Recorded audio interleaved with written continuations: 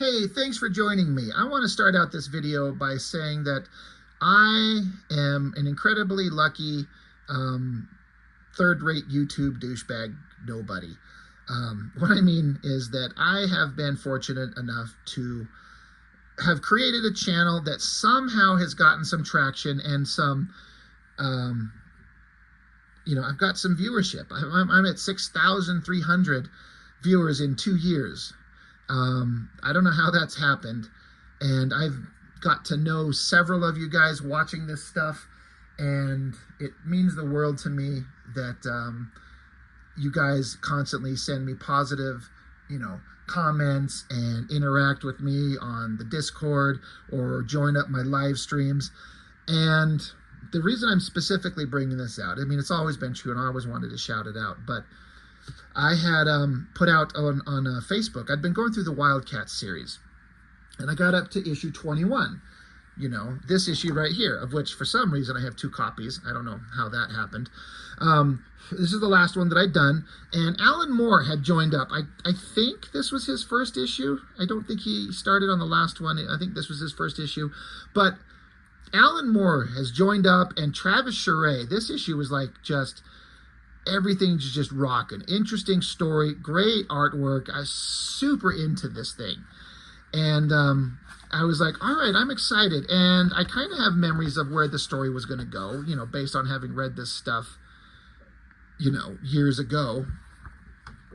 And so issue 21, and then I'm digging through all my comics, and I'm like, the next one that I can find in order is issue 23. And every issue on up until 30s or something like that. And I'm like, I know, or at least I thought that I know that I had these. The covers are very familiar. I've seen these images, issues 22 and 23. And so I'm like, maybe I have them, I just can't find them. So I put it out there on Facebook to bring this around to my initial point of talking about being a lucky guy on YouTube with a channel and the fan base that I have. I put it out there, and a gentleman who's been following me for a while, Benjamin Johnson, I put it out there on a post. I'm asking if anyone had these issues, because I'm like, I can't find them. And I've been doing WILDCATS in order. I've been following along, issue by issue. I didn't want to skip 2 issues right when Alan Moore jumps on and there's big story points to happen. And I'm like, well, I just can't find them. And I've got 15 or 16 long boxes, and sometimes they're hard to get into. Sometimes I'm like, if somebody's got these for not too much money, maybe I'll just order them and just buy them again. And so this gentleman, Benjamin Johnson, he hit me up and he's like, I'm certain I've got them. Let me dig them up. Let me go check. And then he gets back to me in a day or 2. He's like, yeah, I've got them, man. I'll send them to you. And he's like, I've got these in collected editions. I don't necessarily need these extra floppies. I'm like, oh, that's awesome, man. How much? Like, what do you want for them? He's like, I'll just send them to you. I'll send them to you. I'm like, no. I'm not looking to get anything for free. I'm happy to pay. And he's like, no, I appreciate the channel. I enjoy it a lot. I'm happy to help you out. And that's what I mean when I say I've got some really awesome people following me. And it's not the first time something like that's happened. I've had people send me stuff several times, actually, because they enjoy the channel and they want to just contribute. And I'm humbled every time anybody says or does something like that. I've had people like, hey, I've got a big box of comics. Do you want it to use for your channel? I'm like, sure. They're like, okay, it's on its way. So Benjamin Johnson, thank you, man. Thank you for sending these to me. Again, you didn't have to. But you packaged them up, you sent them, they're in great shape. They look as good as the day they came off the printer as far as I'm concerned. So thank you. Thank you, Mr. Johnson, and thank you everybody who watches my channel. It really does mean a lot. I really do appreciate it. You're all a bunch of great people, so thank you. Even more interesting to me is having read these, I'm like, you know what? I never did have these. These were 100% new stories to me. I had no idea what was going on in these on a specific basis. Everything that happens, I knew that it had happened because in the subsequent issues, they refer back to it. But I was like, how did I miss these? How did I never get these? I was collecting Wildcats and I was super on board with it. The only thing that I can come up with in my head is at the time I was super into Travis Chare's artwork. He had been building up for several issues, over and over, and then it had just become this incredibly awesome thing that I'm just like, this guy is one of my new favorite artists of all time. He's so good. He does not draw a single page in either of these issues. Now, I'm curious as to how that happened. I mean, he is the primary artist on the series, and 2 issues in a row, he doesn't do the artwork. So the only thing I can imagine is that I saw these on the shelf back in, when did these were late 90s. Let me see if I can find 95, the year I'm graduating high school.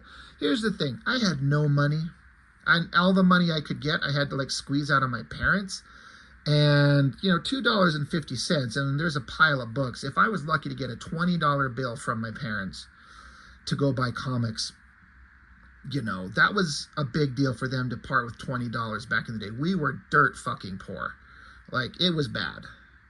I look back on it and I can't believe that we were surviving the way that we did. But I must have just looked at him and seen that Travis Chare is not drawing them, and so I decided to bypass them because artistically it wasn't what I wanted. That's the only thing I could think of. I can't believe 2 issues in a row I just missed. So in a world of me trying to save money and stretch my dollar to get stuff that I know I love, or I will love in theory, I must have just not picked them up, because that's me guessing. Again, that was 95. So that being said, like I was saying, all the story elements that happened in here, I knew because they referenced them in later issues. But this is the actual story moments that I had only read people reminiscing about, but I actually got to see. And so in that respect, it was kind of fun. It was kind of like reading these things for the first time. And so that was awesome. That was fun. Also, so Alan Moore writing, what a great Travis Chare cover. This character, Ladytron, is so creepy weird. I've said before that what are 2 things that sell? It's sex and death, or some kind of combination of that. And that's exactly what you get. You like get attractive woman-ish, the lips, the features, connected to robotic body. It's creepy, it's weird, it makes you look. Why has she got musical notes coming out of her mouth? Who knows? But artistically, it doesn't say right up front. I don't know if I was a fan of when Wildstorm decided to dump the credits on the last page. Kevin Maguire. That is an artist who I don't know if at the time I had any clue who he was. I know he's been around. I assume he's still alive. I don't know. Inks by Troy Hubbs and Randy Elliott, Sal Regla, Trevor Scott, and Scott Williams. Man, everyone was inking the shit out of this book. But Kevin Maguire, at the time, no idea who he was, and compared to the Scott Clark, Jim Lee, Travis Chare work, Kevin Maguire's artwork was not anything I was interested in. I would have never, I think that's probably part of it. It's not just that it wasn't Travis Chare, that it's a guy's whose artwork I didn't like. Having looked at this for the first time, it's still a far cry from the normal Wildstorm stuff, but I was actually legitimately impressed with how good it is. I know of Kevin Maguire. I don't think I've collected anything he's ever drawn, but I'm aware of him.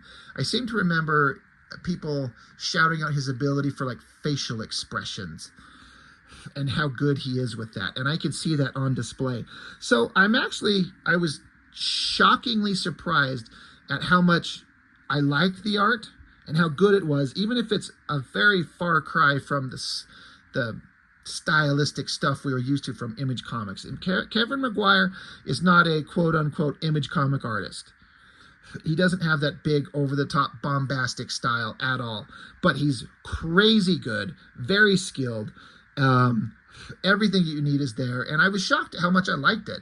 So, you know, bad for me for missing it, but it was fun to get to pick it up and read it. So as the story goes, in the last issue, we were showing that the Wildcats, the main team, had left off into space because of I think it was the Wildstorm Rising crossover, which I completely skipped because who cares? I was not interested in picking up the crossover. I got like the one issue that crossed over into Wildcats, but whatever happened in that storyline, it ended with the Wildcats on a ship going off into space. And I guess the ship maybe could explode, and that's why they had to take the ship out. I don't know. But that's where the Wildcats, the team that we've been following for 21 issues, are off into space and are gone. And the Earth was left with some other characters that were very interesting. But that's where we're at here with the team. They're trying to, get away. The ship might explode. They're trying to figure out what to do. I think they're trying to redirect the energy from this explosion through the warp drive, and that would get them back to Khera, the alien planet that they come from. They're going to end up back home. So, all right, well, they're going to... Yeah, I'm just trying to read the text here. They've only got a small choice. We've got to do one or the other, or this thing's going to explode. And it explodes. Boom. Oh, wait, no. It was Jacob Marlowe. He was just having a dream of what could have happened, I guess. But they did actually warp away, and they're on their way back to Khera, spelled Khera. Now, the important thing to know in the storyline that's coming up is that the premise of Wildcats was that off in the universe, there was two warring races, the Karens, which is funny because I keep thinking of like what Karen means in popular memes these days, like angry middle-aged fat old ladies yelling at people. But the Karens were at war with the lizard monsters, the Daemonites. And that was centuries, hundreds of years ago, maybe thousands of years ago. And eventually two warring parties from Khera and Daemonite landed on Earth centuries ago, and their progeny had kind of mated with humanity and left half-breeds. And that is what the Wildcats are for the most part. They're half-breeds of the alien race, specifically Maul, Warblade, Voodoo, Imp, and Void's kind of connected to that, sort of. Zealot herself is a pureblood from Khera, the Coda, and I think actually Imp is too. Jacob Marlowe. Grifter's not. He's just a human dude that was trained by Zealot. Anyway, that's the premise, the setup of the story, that they are half-breeds of those warring factions, and so the Wildcats have spent most of their time fighting the Daemonites, who are lizard monsters. They're basically like the xenomorph aliens, but they can possess human bodies. They're angry, violent lizard monsters is how they've been portrayed. The Karens are the good guys, the pure beings, and the lizard monsters are the bad guys. And now that all this shit has happened, they're on their way back to this planet, Khera, which is... if you're following the story and you give a shit, you're like, well, this should be interesting. We're going back to the home planet of these warring races. They've been at battle for centuries upon centuries. And they're going to go back home to that planet. What will that be like? It's been set up. They're at war. What does that war still look like? So that's the premise. So anyway, they're on their way. They're entering Karen airspace or, orbit. And... Zealot's having a little bit of a freak out because there's a marker boy in space marking territory, and she's trying to contact it. And Amp's kind of like, I've been holding on to this cigar for a big deal. This is kind of this is a big moment. So Zealot here, there's a transmission coming through. She pipes through the speaker system, and it basically sings a song in an alien language. It doesn't actually say anything. Khera, la, Zonia, la, blah, blah, blah. It's just singing a song. It's an interesting way to have communications from an alien world, and it sounds very much like something Alan Moore would do. Voodoo's like, that's beautiful. They're like young girls' voices singing in musical tongue. That's interesting. And Imp, he like translates it. He says, Khera, your perfect destiny lies resplendent before you. Khera politely inquires, what are your titles and ambitions?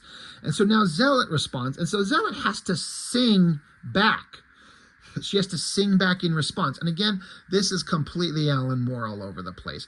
There's no way Jim Lee and Brandon Choi would have ever come up with a fucking weird, interesting kind of method of communication like that. We're instantly in interesting territory because Alan Moore is on board, because he is a genius. And I'm sure he took on this Wildcat story. You know, he was given these Wildcat comics to write, and he's like, oh, God, I'm going to write stupid Wildcats. Everything's so stupid. But it's a hell of a payday. So he, to his credit, I feel like he gave a really good effort. And everything he adds is interesting. So anyway, Zealot has to sing back. He's like, I didn't know she could sing. And so they keep talking like, oh, well, that's crazy that she could sing. They find out that Zealot's real name is Lady Zana. And they're like, Lady Zana? Zana? What does that mean? So M says, it's Karen for holy death without hesitation. Zealot is just the nearest English equivalent. So instantly, Alan Moore's giving us some backstory on Zealot. He's like, her name on her own planet is holy death without hesitation. So Zealot's over here. She's like, she says, please, I need silence if I'm to concentrate. And so there's singing coming back through the communication. And so the communication imp translates, sing, Lord and Lady, or something, in the flaming orchard of vengeance forever. And so Zealot keeps saying, she's like, I need absolute silence while I get into character. I need absolute silence. I need absolute silence while I get into character. Basically, everyone shut the fuck up. I have to concentrate.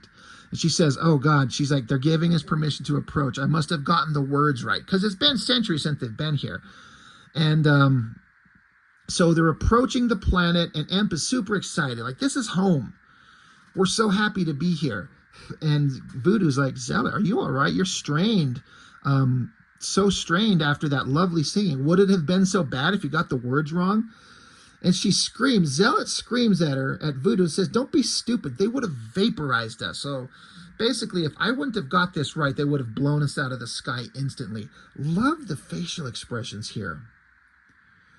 That is really good. I was starting to really understand Kevin Maguire's appeal. And he's this good 30 years ago. Good God. Like, again, it's not very image comic art, and that's probably a good thing. Anyway, so the heroes, they get to land. So you get this awesome landscape shot of these alien structures and this, you know, sun setting. And so they land down there. Warblade, like, he shaves himself. He had a beard, I guess. Yeah, he had a beard, but now he uses his Warblade fingers and shaves his own face. How does that work if your whole body's liquid metal? Do you grow hair to shave it off? Does shaving his beard make metal flakes on the floor? I don't get it. Anyway, they open up the door. They come down. There's a crowd of people and like some figures blowing trumpets and horns. All very Alan Moore kind of stuff. I could just totally feel his vibe all over this.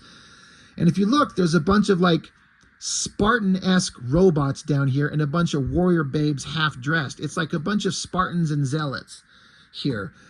Spartan, in case anyone was wondering, he got blown up, which is the thing that Spartan always had happen to him in these comics. Because he's an android and we can just download his body, he got blown away all the time. And so he has been blown away. And they established earlier that they got his personality on a backup disk.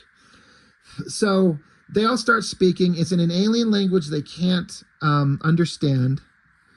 So one of the ladies here gives Zealot this box of these patches that they pass out to the team.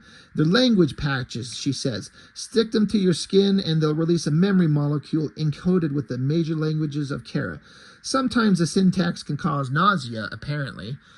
Very Alan Moore concept. Weird wackadoo things. You know, it could be just like a little microchip that they put on and it, you know, translates the language. But it's a memory molecule. That's Alan Moore doing something different. So as the team keeps talking, It's in an alien language, but every so often the words turn into English that we understand. So you can see how the language starts translating eventually until now they all understand each other perfectly. They present a Spartan android body, and Amp's got the disc, and they're like, yeah, just this is a Spartan guard. He's similar to the one you're familiar with. So he uploads the disc into like it's like a liquid body. Like you can see Amp, sticking the disc in his body there.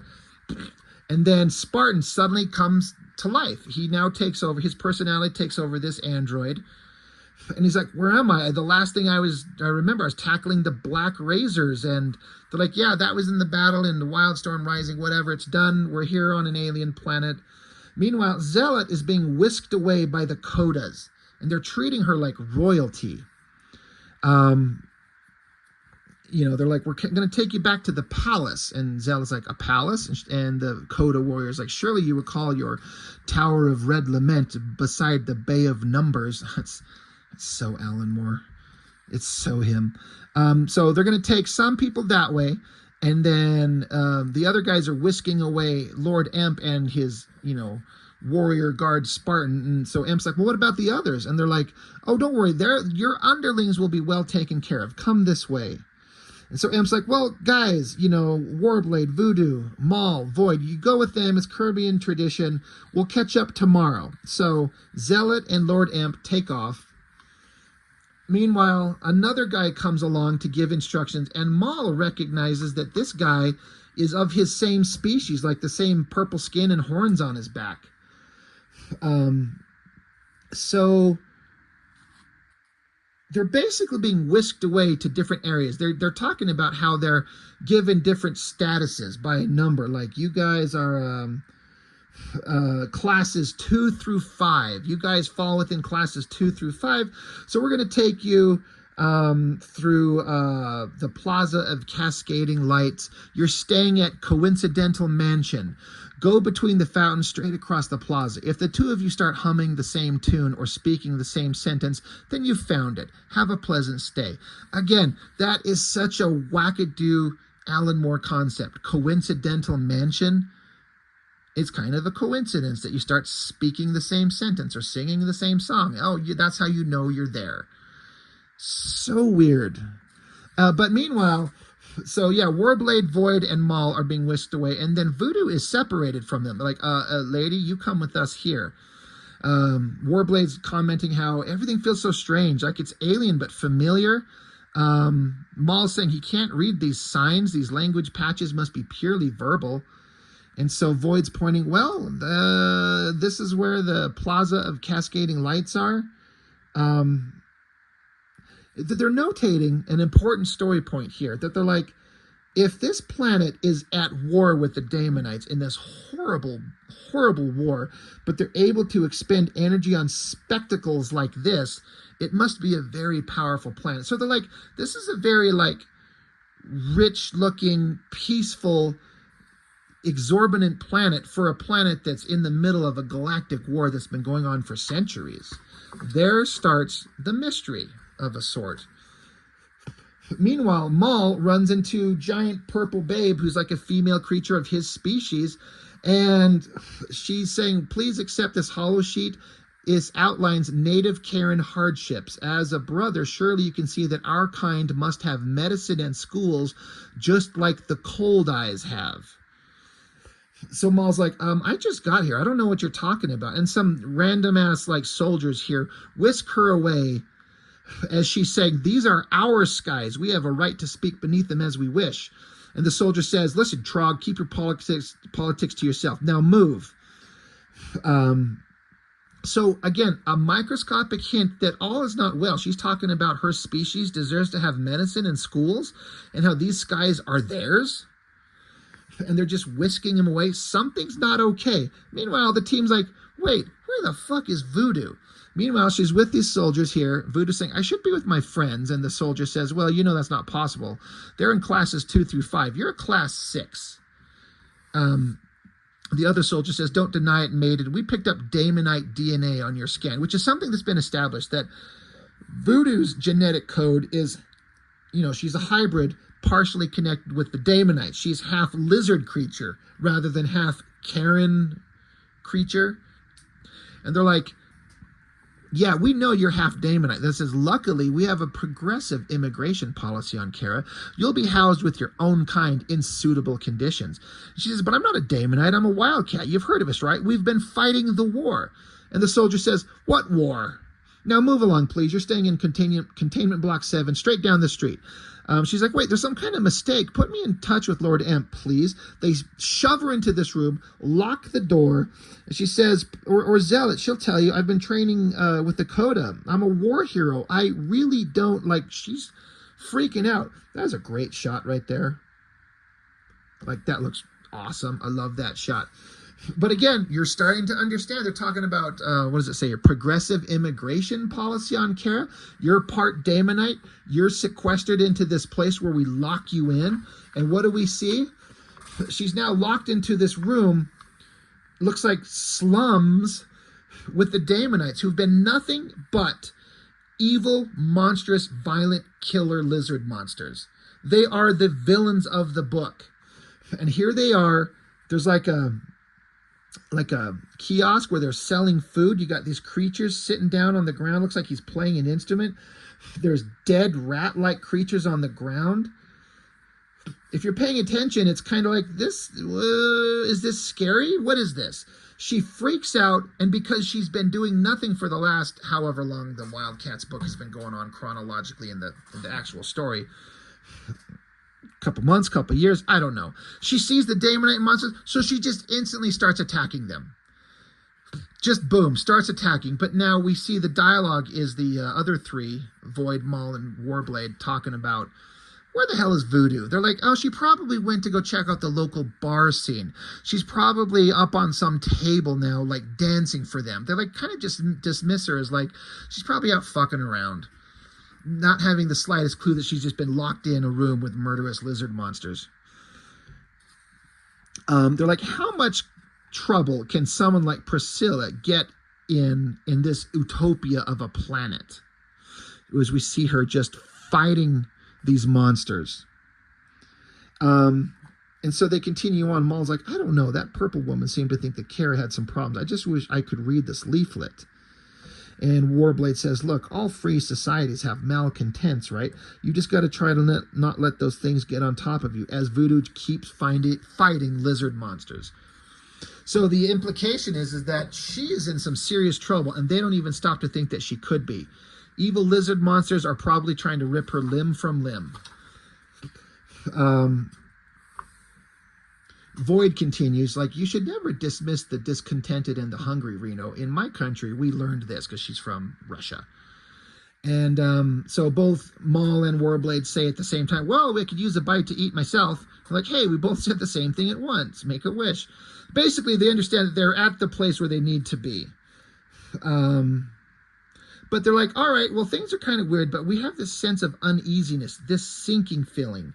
We're probably just homesick for Earth. I'm sure people on Earth are getting along fine without us, as we see these scenes of Voodoo just getting overwhelmed. Her outfit is being clawed apart. She's being ripped apart. We see her hand, like, the poor young innocent girl is getting presumably shredded to death by evil lizard monsters. And then at the end of page 16, it refers to how people on Earth are probably doing just fine. They're probably getting along just fine without us. So it kicks over to the team back on Earth that we were introduced to in the last issue, where it basically focused on all these guys. You know, Tau, Ladytron, Condition Red, Savant, and Majestic. And they're going to try and pick up the Wildcats mantle since the regular team is gone. And this Ladytron girl we've been introduced to, she's a psychotic monster, and they're trying to get her to work on their side. And she's apparently watching a cartoon called Mad Dogs, like an acronym, DOGS. But it's obviously a play on Wildcats. It kind of looks like the Wildcats team, but slightly different. It's like a TV show she's watching. And now we join the Mad Discreet Operational Guerrilla Squad. That's funny. The Mad Discreet Operational Guerrilla Squad. That's Mad Dogs for another installment of Dogs in Space. And so Majestic points out to Ladytron, it's like, well, you're still watching cartoons, huh? She's like, well, I got nothing else to do since I'm recovering from that heroin overdose you gave me. So he's like, yeah, well, we want you to consider working with us. And you're trying to get her to join up with them. And what's funny is while they're having their conversations back and forth, back to the TV of this stupid cartoon of the Mad Dogs. Like, it's like, do something, Lord Tramp. The ship is going to blow. It says, don't rush me, Battle Sword. Instead of Warblade, it's Battle Sword. Instead of Lord Emp, it's Lord Tramp. I swear, Alan Moore, his brain just, like, instantly comes up with some funny shit, and he'll throw it out there, and it's more clever than any other writer would ever do in any comic, and it's just a throwaway line for him. But they're, Ladytron's, fighting back against Majestic. He's like, we want you on our team, but you can't be a criminal on this team. She's like, I am a criminal. I've got a record. And Majestic is like, we could wipe it clean if you'll cooperate. And then the TV screen says, hey, say, Manhandle, why doesn't Abyss teleport us back to Earth? And it says, Juju, that's a darned good point. So this stupid cartoon they're watching, the dialogue from that cartoon is hilarious. But Ladytron has had enough of Majestic shit. He's like, cooperate with this, you steroid smurf. I'm out of here. So she goes and tackles him, gets him in a headlock. That is a great drawing with her metallic metal arms wrapped around his head. Looks great. And, Majestic is like Superman. He's like super strong, super unbeatable. He's like, you can't defeat me. I'll melt you into a puddle where you stand. And she's like, yeah, well, I was made in Detroit, so let me show you my automatic transmission. So she basically punches her hand into the TV and creates an electrical field to electrocute Majestic to knock his ass out, which you wouldn't think he'd be defeated that easily. But, and he talks about how he was a Kerbium warlord. And so she says, so much for being a Klingon warlord, which I thought was funny. So she knocks his ass out. She's like, all right, he's down. I gotta get these. She says these security measures are a pushover. But she says something feels weird for her.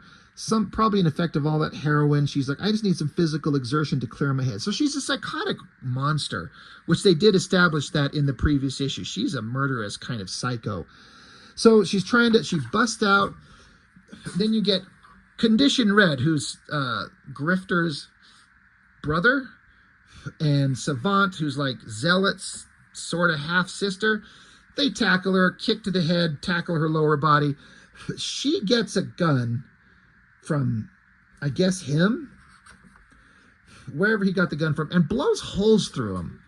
And then she takes on Savant, punches her, blows her head off, like just with a single punch. Blood and guts everywhere. She's like, this is too easy. You guys are so easy. You guys are dumb to take me on. And then she comes into a room where Tao is hanging out. Now, I gotta say, I've been digging the artwork from Kevin Maguire on this issue, on everybody, except Tao. The way that he draws him, I don't like. It doesn't quite work. I get the art, the style that he was trying to do. I'm trying to find a good shot on the character in this book. He's a guy with long hair and kind of a serious look, because he's a hyper brilliant guy. I don't know. He looks kind of silly here, but he's just in the other room watching the cartoon. As the TV keeps talking with the Mad Dogs cartoon. Oh no, Abominites, they're attacking Juju. So instead of the Damonites attacking Voodoo, it's just funny. But Tao's like, come on, I've been expecting you. And she's like, yeah, whatever. I'm gonna, kick your ass. Don't worry. And he's not worried at all. He says, come on, sit down. Let's crack another soda pop and watch cartoons. So she unloads a gun into the chair next to him and misses him. And he says, so he's saying, aren't you've been going through this You haven't been going through this at all, have you? Aren't you flattered that someone should go to all that trouble for you, that someone should want you like this group does? No one ever wanted you before, Maxine. Not your parents, not the other moms and dads who'd visit the children's home and leave with the other kids. They didn't even want you in the asylum, Maxine. You were too disruptive. So he's like, no one's ever wanted you. We're giving a backstory to this character. He's like, but we want you. She's freaking out. I don't have to listen to this. She's like, yeah, I'm afraid you do. You're in a very special prison, Maxine. I designed it and there's no way out. So let's talk some more about your parents and your father in particular. So she's like, she screams. She says, shut up. She shoots him. He's like, Maxine, you're not really achieving anything. Now you have to go back to the beginning and start all over again. She's like, wait, what? So basically, she's jacked into the Matrix. This is like the Matrix world. And she doesn't know that she's there. You know, if you ever had a dream that was so real, how, if you never woke up, how would you know the real world from the dream world? So basically, they've got her strung up in this like Matrix-like cable system, you know. They're in her mind with the assistance from Tao, because he's a brilliant guy, trying to rehabilitate the psychotic monster to make her a valid, like, member of the team that won't go off the rails and start killing everything. He says, I think we're getting somewhere. Another half dozen sessions in my cyber cradle, and she should be more receptive. And Condition Red's like, Tao, I gotta say, you are one smart test tube growth. I mean, thank God we didn't try imprisoning her in real space. Did you see how she shot me up? And Savant's like, well, she better be more manageable within 2 weeks, gentlemen. That's when we're attempting our first mission. And I promise you, that's going to be very interesting indeed. And then back to the cartoon of Mad Dogs. It says, and don't forget to join us next week for another installment of Dogs in Space. So again, this is all Alan Moore's brilliant kind of taking these concepts of these characters. He's been given the opportunity to create some new stuff.